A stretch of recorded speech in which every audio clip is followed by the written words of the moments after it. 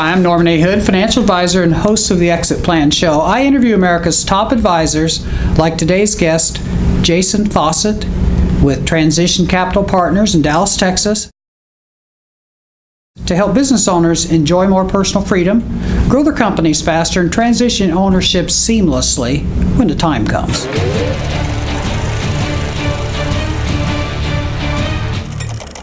Welcome to the show, Jason. Nice to meet you. I'm going to start out just by having you tell about your education, your background, and your career path up until now. Sure. Well, I'm a North Texas native. I grew up in a really small town north of here called Aubrey on a horse ranch. Oh, okay. And I went to SMU and played football there. And I've been in Dallas ever since. Okay. So great. Played football. What position? As a linebacker. Oh, all right. Awesome. You and I just met. Is there a way that your friends would describe you think, personally? Yeah, I think my friends and my wife would describe me as very loyal. Okay. Very to the point, matter of fact. I try not to hold my punches around my personal relationships, so I think that they know exactly what they're going to get out of me every day. Okay. But I'm just a very loyal person with a tight group of friends that we've been together a long time, and we take care of each other. Okay, good. Transition Capital Partners, your private equity firm, right? That's correct. Okay.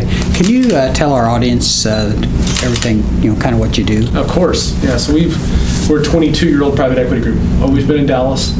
And what we're doing today is exactly what we were doing 22 years ago. The thesis has never changed, and that is working with entrepreneurs. We want to partner with the founders of businesses, the people that hung out the shingle, that had the passion, that had a dream and risked college funds and second mortgages of houses because they believed in something.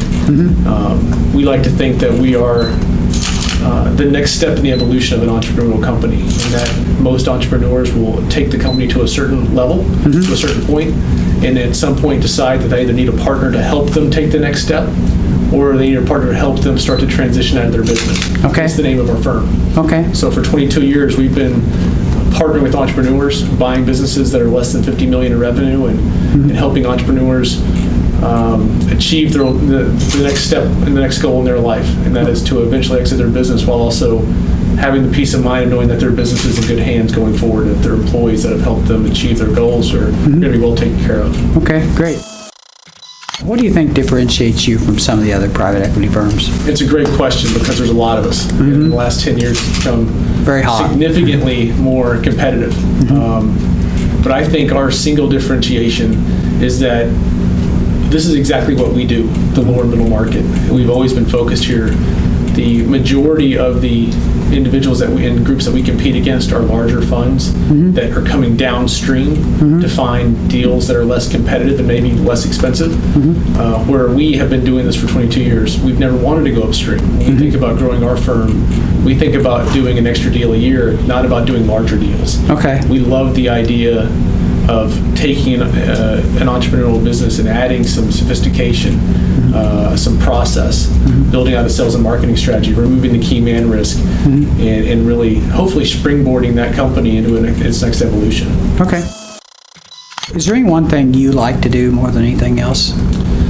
In terms of work, my favorite part of my job is the first time I meet the entrepreneur and the founder. Okay. Having the meet and greet, so to speak, and hearing them tell the story of how the company got to where they are. And I always ask them to start from the beginning because financial reports can only tell you so much, investment bankers can only tell you so much. Hearing the story and the genesis of the company and where it got to where it is and hearing it from the founder, it's always a special experience, and it really allows us to try to understand the business and ultimately helps us try to understand how we can add value. Okay. I love what you just said about hearing the genesis and how they got to a certain point. And I often ask our guests like you, what's the reason you decided to focus your career in this area? It's another great question. I have a roundabout path to private equity, unlike a lot of my friends that went to New York and did investment banking and whatnot. Two of the four guys that run the shop now that are the senior guys in the firm, we were at a small company together. about 13 years ago here in Dallas, it was about $5 million of revenue when we got there.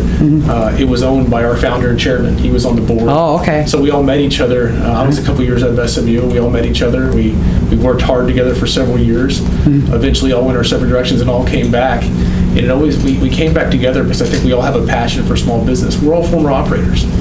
So we didn't come up to the iBanking routes. We came up trying to grow small businesses. So I think we're doing exactly what we're passionate about. Just we're doing it a couple of times a year now instead of one at a time. Okay, great. And last question, a lot of the business owners who watch our show are trying to do one of 3 or 4 things. They're either looking for a way to enjoy a little more personal freedom, not spend so much time at work. They want to grow their company faster, or they want to transition ownership either through a third-party sale or an insider sale to a family member or key employee group. And then more recently, we run into business owners who are trying to redefine their purpose after they leave their company because they're not quite sure what comes next. Sometimes they even drag their feet because they don't have a plan for what comes next. If you could give them one tip in any of those 4 areas, what do you think it would be? I think my advice would be to explore them all. I have a lot of entry-level conversations with business owners that aren't even sure if they want to sell their business. They're not sure if their kids want to take over. They're not sure what they want to do next.